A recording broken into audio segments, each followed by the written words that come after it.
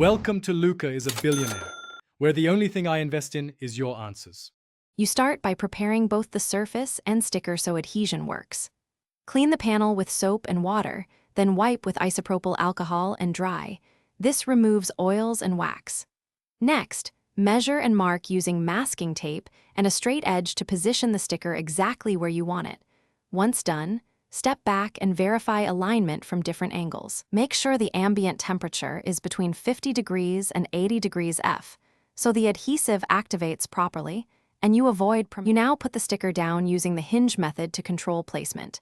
Tape the top edge, lift the free side, and slowly peel the backing back a few inches.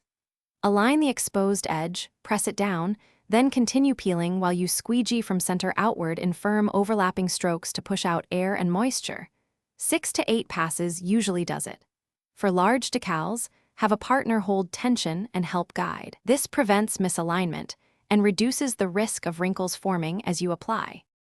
You finish by removing the transfer tape slowly at a sharp angle while keeping pressure with your other hand.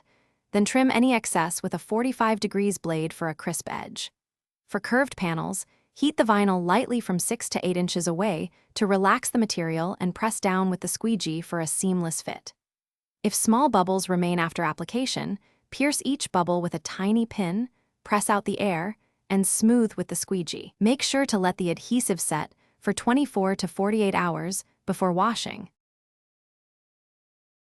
Thanks for watching and please subscribe. It's the best investment you'll ever make.